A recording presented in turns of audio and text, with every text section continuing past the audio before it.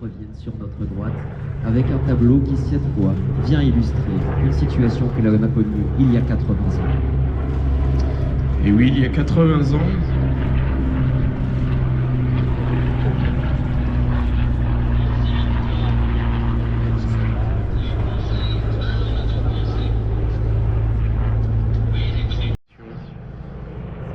de l'Europe et d'abord de notre pays.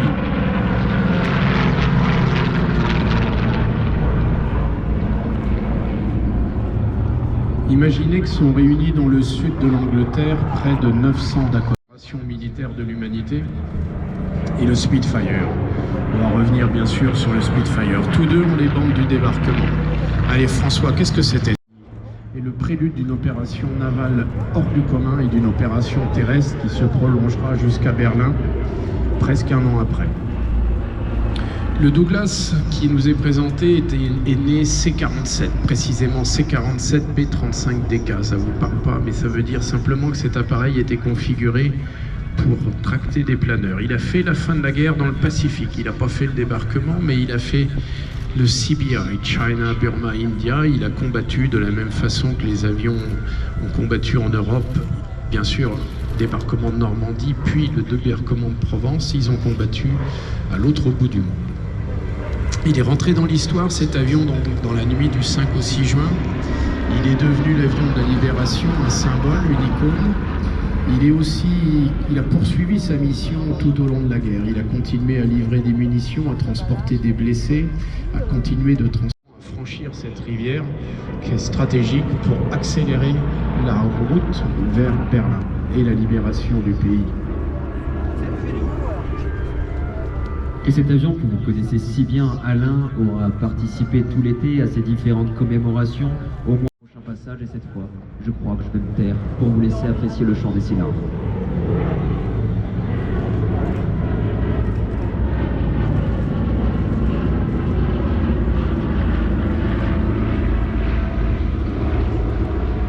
Oui, cet appareil Dakota est mis en œuvre par une association qui est basée aussi à Melun-Villaroche, qui s'appelle un Dakota sur la Normandie. Elle a participé le 6 juin au défilé officiel, eh oui, avec 5 autres Dakota et 5 chasseurs britanniques du Var, puisque le Var a vu un débarquement très important, celui de Provence. Et cet avion a eu le privilège d'être invité et tout au long du mois d'août de survoler ces villes du Var, y compris les plages de Cavalère, les plages à Sainte-Maxime.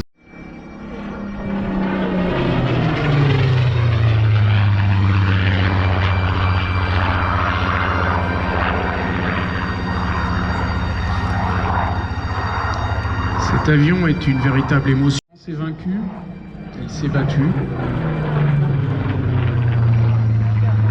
Elle fait preuve de courage, mais aussi d'une grande adversité interne et externe. Et c'est précisément le Spitfire qui vous est présenté aujourd'hui. C'est un avion de fin de guerre. Oui, c'est un avion qui est né du cerveau d'un ingénieur britannique qui s'appelait Reginald Mitchell. Reginald Mitchell, il avait rejoint une toute petite firme, la firme Supermarine. Et Supermarine, comme vous pouvez peut-être vous en douter, elle fabriquait des hydravions. Et elle fabriquait en particulier des hydravions de course, parce qu'à l'époque, dans les années 30, c'était de la compétition entre les nations, n'était pas encore une compétition militaire, mais c'était une compétition sous forme de course d'hydravions. Reginald Mitchell est mort d'un cancer avant d'avoir vu son avion voler. Il n'a jamais su évidemment ce que cet avion fera pendant la guerre et combien il fut utile, et il reste aujourd'hui cette icône de l'aviation.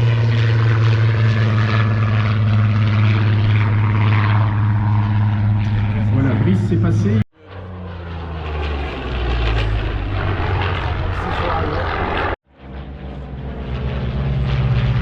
Le voir sur le front de l'Est avec la Russie.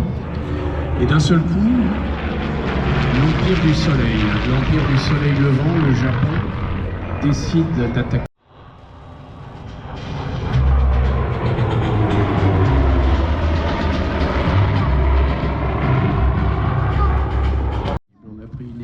4 mètres de diamètre.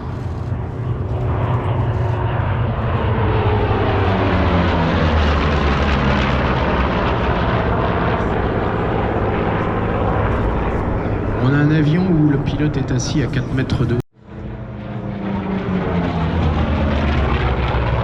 Il fait peur à ses pilotes et on va d'abord le déployer au sol pour reconquérir le Pacifique. Il partirait directement en autorotation.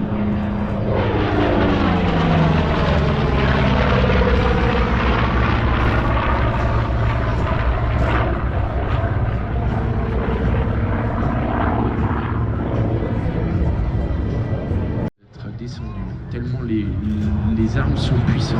Il y a des mitrailleuses, il y a également des canons. C'est un avion qui vole vite, qui vole haut, qui vole lourd. Il était... Et à la tête d'équipage qui n'étaient pas des repentis ou des rebelles pour les Américains. Bien sûr d'avoir une supériorité maritime à travers le déploiement des porte-avions. Piège, la contre-offensive a encore mieux fonctionné.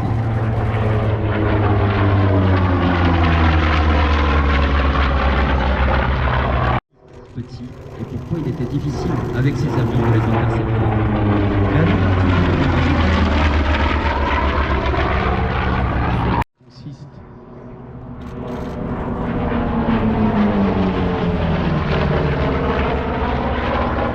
Qui consiste en particulier de toutes sortes d'armements.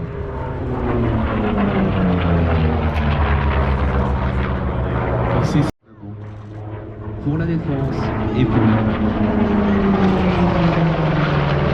Et dans le cadre de la guerre totale de l'effort industriel. Parce que les femmes, évidemment, n'étaient pas déployées immédiatement sur le front. En tout cas, beaucoup moins de nombre que les hommes.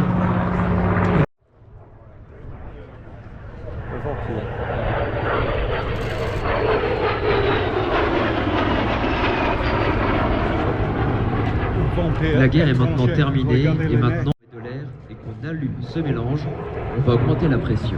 Cette pression va sortir par l'arrière, ça s'appelle une tuyère. Et bien cette tuyère, elle se retrouve sur cet avion qui s'appelle le DH-100 Vampire. Il n'est pas sans nous rappeler dans sa conception.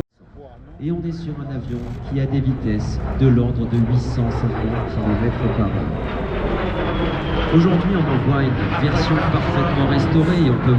C'est pourtant pas les Britanniques qui ont fait les premiers avions en réaction, puisque les premiers avions en réaction voient le jour de façon opérationnelle pendant la Seconde Guerre mondiale, et il s'agit en particulier du Messerschmitt 200. C'est celui-là. La boîte est assez rapide là. Celui-là c'est le plus beau, celui-là.